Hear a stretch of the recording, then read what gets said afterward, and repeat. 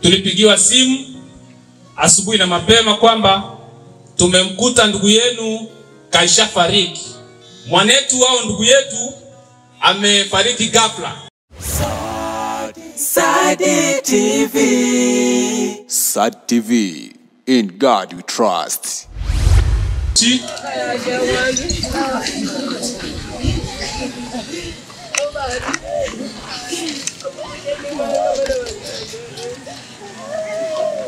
Benu miwechi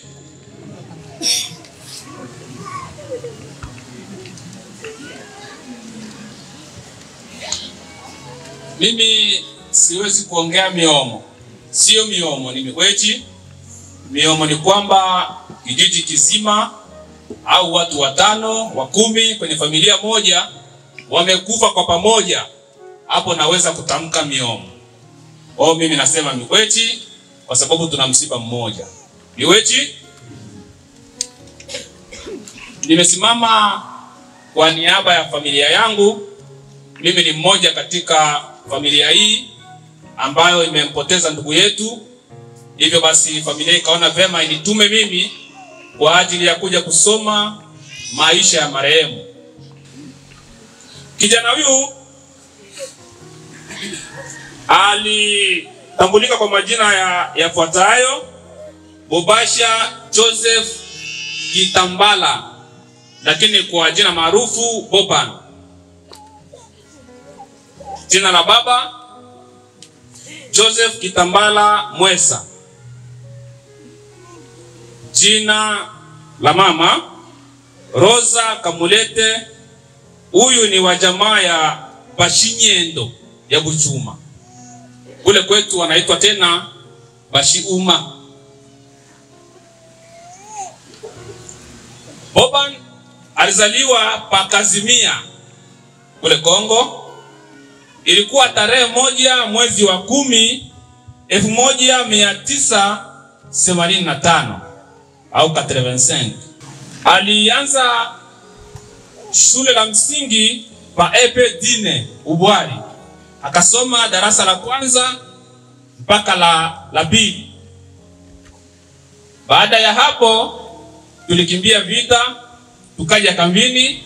Akaendelea na shule, akaanza kusoma darasa la 3 mpaka la 6 kwenye shule la msingi Mapendo, Epe Mapendo hapa juu.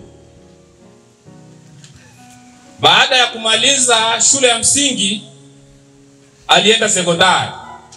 Akasoma Amitie, lakini hakuendelea sana. Alifika kwenye viwango fulani, akaingia kwenye maisha ya utafutaji, kuoa. Mwanetu Boban alioa wanawake 2, ambayo mmoja anaitwa kwa jina la Feza Kaskile. Huyo ni wa jamaa ya Bashikwa Chubwa, nyumba ya Mstole. Alizaa naye watoto 2, wa kiume 1 na wa kike 1. Baada ya hapo waliweza kutengana. Alikaa muda, akaona vema atafute mke mwingine. Akaoa mke mwingine aliyeitwa kwa jina la Marie Uchudi. Huyu alibahatika pia kuzaa naye watoto 2 ambao wote ni wa kike. Hivyo basi Boban katika maisha yake kwenye upande wa kuzaa alizaa watoto 5. Naomba unielewe. Naweza kuhesabu ukasema 2 afu kafikiri mimi nimekosea. Katika maisha yake kwenye kuzaa amezaa watoto 5, ambao kati yao 5 kuna mmoja wa kiume na wanawake watoto 4, na wote wako hai, hakuna aliyefariki. Alizaa watoto 5 ambao mmoja ni wa kiume na 4 wa kike. Ndivyo nilivyosema, wote wako hai, hakuna aliyefariki. Naomba nieleweke. Kazi Nilijua italeta changamoto hiyo kazi. Ndugu yetu na mpendwa wetu alijishughulisha sana katika maisha yake kwenye kipaji ambacho Mungu alimpa. Alijishughulisha sana kwenye kazi ya mpira wa miguu. Hivyo alikuwa ni mchezaji mzuri ambaye anacheza namba 10. Cheza namba 10, namba 8, namba 7, namba 11 vizuri sana. Hivyo alicheza kwenye timu ya Abetro inaitwa Abeye. Alicheza tena kwenye klabu ya Simba Wanyika ambao makao makuu yalikuwa ni SD. Hichi kilikuwa ni kilabu. Baada ya hapo alicheza kwenye timu ya DE moja. Lakini pia aliendelea kucheza katika timu za nje ya maeneo tunayoishi. Ina maana nje ya kambi. Kwa kuchukuliwa anaenda kucheza, anarudi. Na alishughulika pia na kazi ndogo ndogo kwa ajili ya kujiwezesha katika maisha yake ya kimwili pamoja na familia yake. Ndugu yetu alikutwa na mauti usiku wa kuamkia jana, siku ya Jumanne, ambayo ilikuwa ni tarehe 18.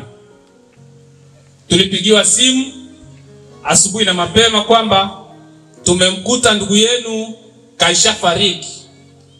Basi ilitubidi tuje.